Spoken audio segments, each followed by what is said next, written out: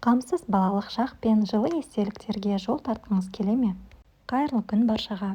Сол кезді сезіндіретін ыстық нан мен сары май емес пе? Бүгін ауылдың иісі аңқып тұратын нағыз қазақы күлше нан рецебімен бөлісемін. Ыстық, жұп-жұмсақ, мейірім төгіп жасалған. Мені қолдау мақсатында каналыма тіркеліп, жақындарыңызбен бөлісуді ұмытпаңыздар. Бүгін біз күлше нан жасайтын боламыз. Ең алдымен бізге жылы су қажет. Содан соң сүт қажет, жылы болу керек екеуі де. 82% сары май 100 грамм қажет болады. 1 шай қасық тұз, 2 ас қасық қант, және де мен осы подравка дрожжын қолданамын. Сосын ұн қосамыз.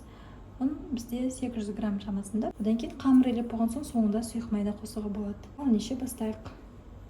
Мен бір ыдысқа су мен сүтті құйып, оттың үстіне қойып бәрібір жылытып аламын екеуін. Міне су мен сүтіміз жылыды. Енді ыдысымызға құямыз. Сосын қантымызды саламыз. Дрожж 1 ас қасық мен толтырып саламын. 1 ас қасық міне дрожж. Осы жетеді. Қалған дрожжды осылай бүктеп, осылай невзимкамен қыстырып қоямын, ауа кірмеу үшін ішіне. Келесі қамыр ашытқанға қолданатын боламын. Бір араластырып аламыз. Тұзымызды қосамыз. 1 шай қасық толтырып саламын. Одан соң сары майымызды құямыз. Сары майды мен алдын ала ерітіп алдым микротолқынды пеште. Немесе бөлме температурасындағы ерген сары май қоссаңыз да болады. Жақсылап араластырамыз. Енді ұнымызды аз-аздан қосып, қамырымызды толықтай илеп шығамыз. Ең алдымен осы венчиктің көмегімен жақсылап араластырамын, түйіршіктер болып қалмау үшін. Сосын аз-аздап ұнды қосып, қолмен қамырды илеймін. Ұнымызды қосамыз. Мен 800 грамм ұнды алдын ала електен өткізіп алдым. Міндетті түрде сол електен өткізіңіздер, сонда ауа кіріп ұнға қамырыңыз жақсы көтерілуіне септігін тигізеді. Міне қамырымыз қойылана бастады. Осылай қолдың көмегімен жақсылап илеп аламыз. Міне қараңыздар, қамыр қолға жабысады. Бірақ барлық қамыр бірікті, бірақ иіні қану үшін бірнеше сағат енді ашытуға қойып қоямыз. Бірақ одан бұрын қолымызға осындай сұйық май құйып, қолдағы қамыр сонда түсетін болады. Міне қамырымызды илеп болдық. Сұйық май қосқанның арқасында шетіндегі қамырлар да бәрі де қолымыздағы қамырдың бәрі толықтай қамырға жабысты, бүтін бір қамырға айналды. Міне түбі де таза. Осылай илеп, енді бетін жауып қоятын боламыз. Бұл ыдысымның қақпағы жоқ, сондықтан осындай пищевая пленкамен жақсылап жауып қоятын боламын. Қамырдың үстін осындай матамен жауып қоямын. 1 сағаттың көлемінде ашып үлгереді. Міне біздің қамырымыз ашыды. Қамырымыз қараңыздар. Тамаша. Қамыр өте керемет, тіпті қолға жабыспайды. Осындай кішкентай бөлігін аламыз. Осылай зуала етеміз. Міне осылай бәрін орналастырып шығамыз.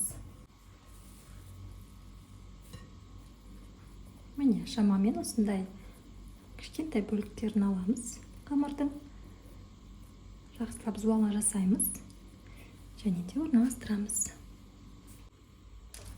Міне осылай зуалаларымызды арасын алшақ-алшақ етіп қоямыз. Себебі бұлар қазір тағы да көтеріледі. Бір-біріне піскен кезде әсіресе жабысып қалуы мүмкін. Сондықтан арасын алшақ етіп орналастырыңыздар. Енді бұл қамырдың бетін тағы да жауып қоямыз. Кемінде 20 минут, 15-20 минутқа. Біздің қамырымыздың жартысы әлі қалды. Тағы да күлше етіп жасасаңыздар болады.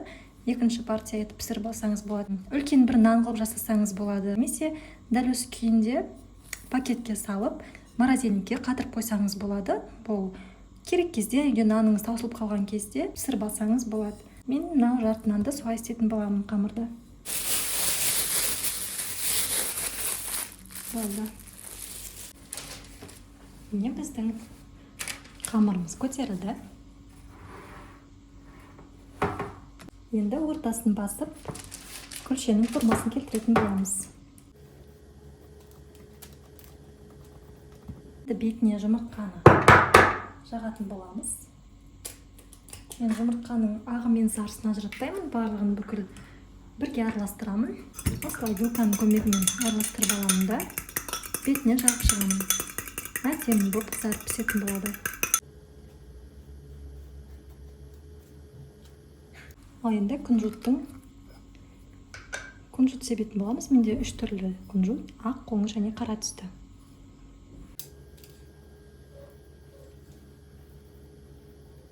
Енді күлшемізді алдын ала қызып тұрған 180 градуста 20-25 минут пісіріп аламыз.